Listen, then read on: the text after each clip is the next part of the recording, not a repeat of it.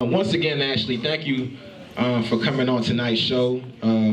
It's very appreciated. You have quite a lot to offer. Let's start the interview off. If you can just tell us about Sickle Cells. Just talk to us a little bit about it. What should we expect when it comes out? Yeah. We should expect it's going to be epic because the Valentines made it. That's the first thing. So Sickle Cells is a documentary we've been putting together for almost 8 years now, on and off. And it started out just focusing on the experience that our family has surrounding sickle cell disease. So before we really get into this, has people heard of sickle cell disease? Do we really know what sickle cell disease is, though? No. See, yeah, so it's no, I'm glad you said that, because the thing is, you'll find medical professionals and doctors that they'll be taking care of him, and we'll say, do you know what sickle cell is? And they'll say, oh, sure, yeah. That's not the right answer. But, you know, that's why we're making this film. The goal of our film is to reach a broader audience, because it's easier and more digestible to talk to you and I hear and listen versus reading a 10-page textbook and really debunking this misunderstood and complicated disease. So my brother's 32 years old. He has been living with sickle cell anemia, hemoglobin SS, his entire life. And what that means is that his blood cells are shaped like half moons. They don't carry oxygen, and they block the blood circulation and oxygen flow to his major organs.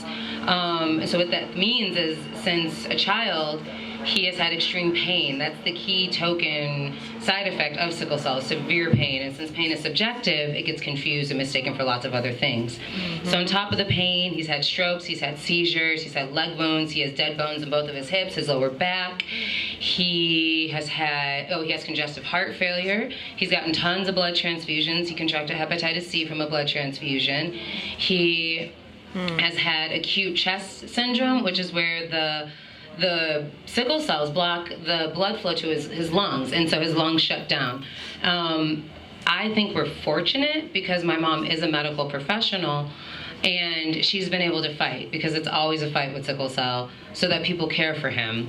We'll get into that in a little bit. There's a lot of social factors built into this reason. So Marqus, that's his name, he couldn't finish college because he kept getting sick. He was in and out of the hospital. Every 4 weeks he would be hospitalized for 1 week, and you obviously can't go to school if you're like that.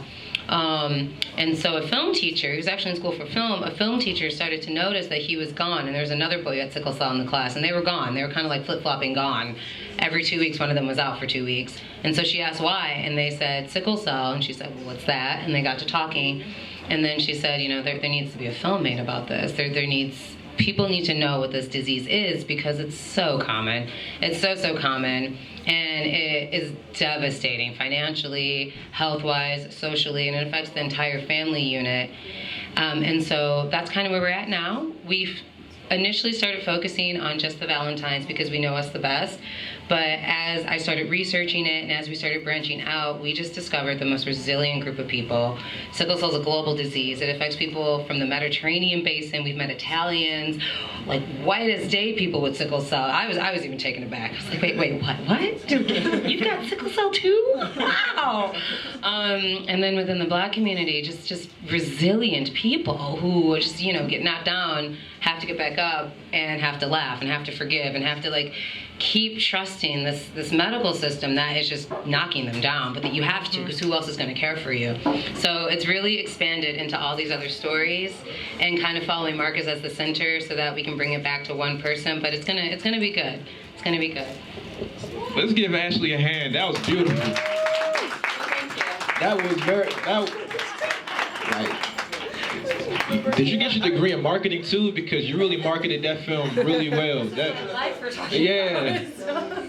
Let's dig a little deeper. You mentioned, I want to, and I'm pretty sure the audience does too. I want to learn more about just your experiences with the medical industry. You hinted earlier at just some social hurdles, and just getting your brother taken care of. How was that like, from the point where you guys discovered he had sickle cell up until the present day? Yeah. So if everyone gets a chance, watch the trailer, because the trailer actually says that Marqus had his first severe sickle cell crisis when he was 6 months old. And my parents didn't know they had the sickle cell trait. So the way this is that in order for the child to have sickle cell, both of their parents have to have the sickle cell trait. And screening has been poor. Screening's been bad. My dad didn't know he had sickle cell trait. My dad didn't even know that his youngest brother died from sickle cell. He didn't know. They just thought he died. They didn't know. His parents didn't tell him. They didn't know. My mom knew she had sickle cell trait, but didn't know she had sickle cell thalassemia. That's another type of trait. So they had no idea what they were getting themselves into. So that's where it started, is when all this started. And since then, sickle cell is heavily influenced by race. So I'm a sociologist by trade, and sociologists love to make up words. We really do. So there's a word called racialization of care. And what it means is that sickle cell has been colored so much that stereotypes get in the way of symptoms. And so this all started, just a quick history lesson. Sickle cell was discovered in 1910 by a man named James Herrick. And it was discovered with this peculiar shaped cell, and it was used to institutionalize the one-drop rule. So even before they discovered it in any other races, they found it in black people, and it became the black disease, hands down done. So if you had sickle cell trait, you were black no matter what. And then they started using it to kind of limit black people. And so like in the 70s, it became this political battle with Nixon and all these things to try to connect with the black community, like sickle cell, it's this poor disease, only affects black people.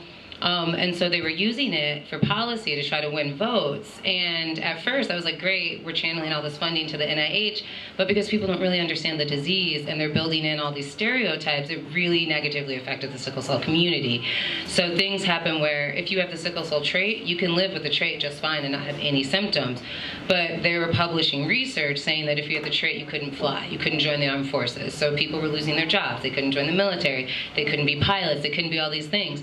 And so that is kind of how this disease has been racialized and has not been, they don't take care of people. So you talk about modern day, if a doctor or nurse comes into the room, has no idea what sickle cell is, and just sees someone, like a black person with their hair or whatever, and just looking kind of a mess, the first thing they're gonna think is, oh, you're poor, you're here seeking drugs, because a lot of sickle cell patients take high dosages of opiate narcotics, not because they want to, it's because there's no other care for them right now. It's that or blood transfusions. Those are the only ways to get you out of pain. That's it, and IV fluids. And then you can care for the other parts of your body as they fall apart. So race has influenced negatively so much the care of sickle cell, and it's been a major problem because being a black person and having this disease, we already have all these other social constructs against us, and then you throw in when you're really sick, and it's a barrier of care. And so you'll also find that a lot of the sickle cell community, it does come from lower income. So if you're getting readmitted to the hospital every 4 weeks and you're using Medicaid, people don't want to help you. And so one of the examples we give is that sicklers often are in an extreme amount of pain you and I could never think of, honestly. And so they've had pain their whole lives. And so they go to the ER because they have great amount of pain, but by the time they go to the ER, that means they can't take the pain anymore. And so you'll find them like with their hoods on, like playing video games. Marqus goes into the zone with his headphones on. But when the doctor comes, they say, I need 10 milligrams of IV morphine. My pain's a 9. Well, all of us who know sickle cell are like, let's go, get moving, IV morphine, they need fluids, they need like maybe get in a social counselor, are you depressed, what's wrong? If you don't know what sickle cell is, you know that little pain scale where it's like 1, you're happy, 10, you're sobbing? Well, if someone's reporting a 9, but they're playing video games, if you don't know what sickle cell is, you're not gonna believe them. And so we run into that all the time. My mom's been accused of Munchausen syndrome, do you know what that is? It's where you poison your child to make them sick. Like they pulled her aside to social services and they're like, we think you're poisoning Mark. No, he's having a sickle cell crisis. That one he went into ICU. Like that was an issue there. That's deep. That's and it sort of speaks to this country's troubled history with black people and people of African descent. With your mother being a medical professional, you know, I know you're not in her head at all, but if you can just paint a picture for us. How does she feel being a member of the establishment and sort of seeing this, herself? Because I'm pretty sure that she went into it, with the idea that she wanted to help people and make a change. How's it for her seeing that her colleagues and just people with the same degrees as her aren't really taking, the steps that are necessary to ensure that her son gets care? Yeah. It's a complete blessing that my mom's a nurse. That is hands down the only reason Marqus is alive. I don't deviate from that sentence. That is the only reason. And it works in our favor and against us. It works against us kind of because my mom's always running. She knows the worst. She knows the worst that can happen. She knows, she's always trying to stay one step ahead of the disease. But the issue is that there's not enough research, so we're borrowing care from other diseases. And so it's hard to predict what's going to happen next. And they projected Marqus would live till he was 15, so he turned 20, and then they're like, well, he's going to live till he's like 25. He's now 32. So he keeps running into these issues, and he just developed leg wounds, and we don't know what to do. Now, on the positive side, Mom knows how to work the system to however she needs it, and she's trained a lot of these people now. So Marqus gets excellent care, better care than he used to before when she was younger, because now she's been a nurse for 38 years. People who were coming up, she trained them, and so she handpicked his staff of people to take care of him. So it's really, Marqus has the best case scenario. And it's unfortunate because when we go out into the community, when we go out and start working with people, people don't have the same advocates, the same people who can care for you, the same people to break stereotypes. An example, he was hospitalized in July he was sepsis, that means a blood infection. He was in ICU. My mom called me home. She's like, this is it. You gotta verbally agree to be a successor, he's not gonna make it. And so I'm trying to get home. I was abroad. It was a mess. She had him hooked up to fluids and everything at home, got him into the ER, and someone asked if he was mentally disabled. We're like, no, he's crying. But then another nurse was like, ooh, that's Fran. Move out the way, get her some gloves, get her something else. Mom's like, thank you. You sit down. You come with me. She's always in go mode. And then within that hospitalization, he got wonderful care. All the specialists came in. The infectious disease doctor, he grew up with my mom, so him and her shooting the shit, oh Fran, remember when you were kids? Or me and Marqus in the room, just Mom, we don't have a party here. But in that same hospitalization, a different nurse had never heard of sickle cell and flat out called Marqus a drug addict and denied him medicine. But we were in a good position because we've been in that hospital for a while and we are who we are, that we went to the board of directors. But this all comes back to there being a lack of awareness, and there's no training, and then they're basing this off of their first perceived stereotypes of my brother. Well, sure, he's kind of mean. He just got out of ICU for 4 weeks with a full bloodstream infection. He's tired. He hasn't eaten. His legs don't work. He has dead bones in both hips. He's lonely. Depression's huge in the sickle cell community, and they don't talk about it. So he might not be nice to you. That doesn't make him an angry black male. That makes him sick. And we run into these problems because it's not seen as an illness. It's seen as either a social marker, you're less of a human, dirty blood, it's a black disease. And it's really interesting because it's so heavily ingrained in being a black disease. I've met now 2 white families that have sickle cell and they don't diagnose their kids. They're like, it's a black disease. No, it's a genetic blood disorder, and their children are suffering and dying because these doctors there's no training. There's no training.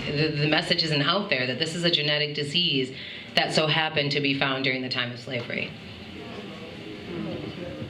So the rabbit hole gets even deeper. Oh, yeah. Question for you. Obviously, you've been blessed with a mother who's well-versed, in medicine, who can help, who can actually combat some of those forces that really drop the ball when it comes to taking care of patients. What do you suggest to families who may not be as well versed, families who are frantic when it comes to issues like this, no matter what type of disorder or disease it is, when they get into these hospitals, what do you suggest that they do, in order to ensure that they have a voice in their family members' care? That's actually a good question, because we coach sickle cell families all the time, and even with chronic diseases, is that you have to be knowledgeable. You have to be medical literate, like regardless of your chronic disease. You have to know the names of the medicines. You have to know the names of the doctors, and you have to be able to talk to the doctor. If you go into a doctor and they say what's wrong, and you say, my leg hurt, no one's going to be able to help you. If you go into a doctor and you say, I've been having knee pain for 2 weeks, I was taking these medicines, this is what I did, someone's going to respond differently to you.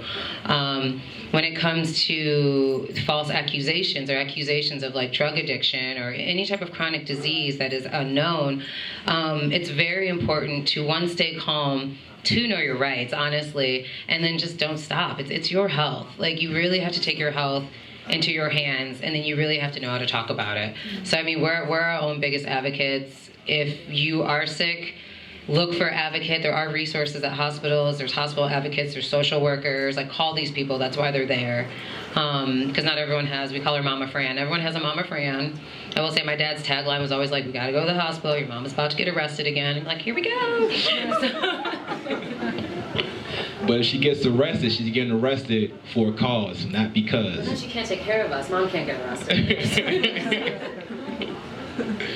But that often, not a lot of families are well versed, or they're frantic, about that sometimes. What is it, what do you say, to those of us who are often skeptical, who may be skeptical of the medical industry in general and just skeptical of doctors? How have you been able to, you say, of course, the research isn't there yet, but these are the options that you have before you. How have you been able to go into the situation with a sense of calm that everything's going to be all right? Just given the fact that, these doctors, they have dropped the ball a couple of times, and they have, mischaracterized your brother as being angry or faking it and stuff like that. Yeah. We just have to believe that they're going to do the right thing. You'll find that with anyone with sickle cell, it's like we have no choice. Like, these are the people that take care of us, so we have to believe it. Word of mouth, we'll find good doctors. A lot of this too comes from, Marqus is the most understanding person. He's been done wrong so many times, but he'll be the first one to be like, I'm fine. He's all like sick and broken. How's your day? Tell me about your dog. Like, he'll be the first. But the thing is, we try our best to educate. We do get angry sometimes. Like, when that nurse called him a drug addict the second time around, like, I was back on a plane in DC and there. But yelling at her didn't make a difference. Educating her, like, where does this come from? So really trying to take a step back and looking at the bigger picture has helped us get through this, and then knowing to take care of ourselves. So really going in there equipped with knowledge, equipped with whatever you need to try to help these people take care of you. That's really the way to go. Like, not all doctors are bad. There are some that don't care, and they shouldn't be in the medical community, but there are a lot that do care that just don't understand how to care. And so that's really our main goal, to get this out there. This is the disease. It's far more serious than anyone has taught in school. And we need people to take care of our community. We need people to take care of people with sickle cell, and it's very important that people know about it. Definitely. Let's give Ashley a hand, y'all. Ashley has really she has really regaled us with these stories. She's educated us. Ashley, I'm not entirely sure how much time we have left. Okay, sure, please. I forgot to say, little shameless plug, we are having an Indiegogo fundraiser June 19th, because the World Health Organization gave Juneteenth to sickle cell disease. Thank you. But we're having an Indiegogo fundraiser starting on June 19th so that we can raise money to hire an editor, and then follow us on Instagram, Twitter, all those things, because I put out daily articles about how sickle cell impacts the world and the research and just things like that. So. Perfect. Before I let you go, I have one question, and this is,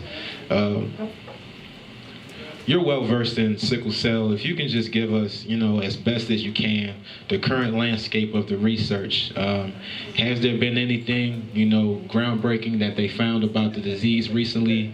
Can we expect a cure or something to stave it off in the next decade or so? So it's kind of exciting time for sickle cell right now. So the only cure for sickle cell is a bone marrow transplant. It's very pricey. It works best in youth, and you use chemotherapy to knock out all the bone marrow and white blood cells from your body. I'm not a doctor, so if I messed that up a little bit, my apologies. And then you have to put in bone marrow transplant from a sibling that is 100% match, and then you have to go into isolation for 6 months. The success rate is not high. That's the only cure. Right now, there's a lot of drug companies developing drugs to try to stop, it's called vaso-occlusive, the pain crisis. So they're trying to stop the body from developing sickle cell. So it's like a race to find who can help this disease. There's a lot of stage 3 clinical drug trials happening right now. They're starting to test them out in other areas. You'll see a lot being tested out in Uganda. They have 45% of Uganda's population has sickle cell disease. It's a national crisis. Nigeria has hundreds of thousands of babies born each year with sickle cell, and they die. Like 10 years old, they die. Millions of people in Nigeria have sickle cell. India is also hit very hard with sickle cell, and that's just they don't know. They don't know, and the issue you find in some of the developing countries is that they don't have medicine like blood transfusions due to religion or whatever, and you, depending on your severity of sickle cell, you can't survive without a blood transfusion or some sort of medicine. So the research is happening slowly, but it's happening. There's funding at the NIH now, so for the first time they're actually starting to fund sickle cell research, and I work for a subcontractor for Centers of Medicare and Medicaid research, and I about fell out of my chair when she's like, "Have you heard of this thing called sickle cell? Someone said we should write this." It's like, unmute. Me, I have, what do you need? So we just got through writing sickle cell into a Medicare policy, which is huge, because they're like, well, sickle cell doesn't affect people on Medicare. And I was like, but it does. Let me tell you. So I think I'm trying to be we're optimistic as a group because it's real easy to get down, especially in these circumstances. But I do think you're going to start seeing things happening in the next 10 years. Maybe in the next 20 years, there'll be better care for people with sickle cell. But I will say overall, care is about 5% better than it was 10 years ago. So that's better, right? And we're on the up and up. Hopefully, last question, and just intrigued me. Given this arms race for the cure for medicine, in your honest opinion, do you foresee, whatever the cure is, or just whatever the medicine is, being affordable for these families that are on Medicare and Medicaid? Do you foresee that at all, or do you see them, because me personally, I'm very skeptical, that the pharmaceutical industry would actually put something out there that is affordable, just given, what's happened to HIV medicine in recent years, hepatitis C medication in recent years. Do you foresee, them being philanthropic when it comes to sickle cell medication? Yeah. That's an interesting question, because I can see both ends of the spectrum where, maybe in pediatrics, they would gladly give out Medicaid drugs because the kids are cute and they really feel sorry for them. But you get 18 to 30 and people stop feeling sorry for those people. Like the majority of sicklers die between 18 to 25 because they get moved from pediatrics to adult care and stereotypes overwhelm them. And they get on Medicaid, or they're on dual Medicare, Medicaid, both of them, and they can't afford the medicines. So on the negative, or on the positive side, we'll start, I guess, yes, because I've personally met people who are working in sickle cell that care, because there is no money in sickle cell. So if you're trying to develop drugs for this disease, it's because you care, or you accidentally killed someone, or you saw a family struggle, so that's most of the doctors and pharmaceutical people that work in there. On the opposite end, everyone loves to be the first. Everyone loves to be the first. So if you're the first one to cure this genetic disease that is ravaging the world, that we're starting to figure out is actually not a rare disease, you know how cool you'd be? So it's kind of a race. I'm less skeptical sometimes too, but again, this comes back to us being like, all right, we're gonna need these drugs, we gotta believe it. So I can see where the skepticism would come in, and there is a lot of distrust in the medical community amongst people with sickle cell, and it's understandable. You see what we've gone through. So my hopes is that the drugs would be affordable, because if they make drugs and no one can afford it, then what's the point? So yes and no. It's never a clear answer with sickle cell. It's never a clear answer, but we're getting closer, and that's the whole entire point here, to just make us think a little more about these issues. Ashley, I want to thank you again for coming on the show. I'm pretty sure the audience has really learned a lot from you. You guys take an opportunity to talk to her after the show or whenever, just about Sickle Cells, her as well as our other guests tonight. Let's give Ashley a hand, y'all.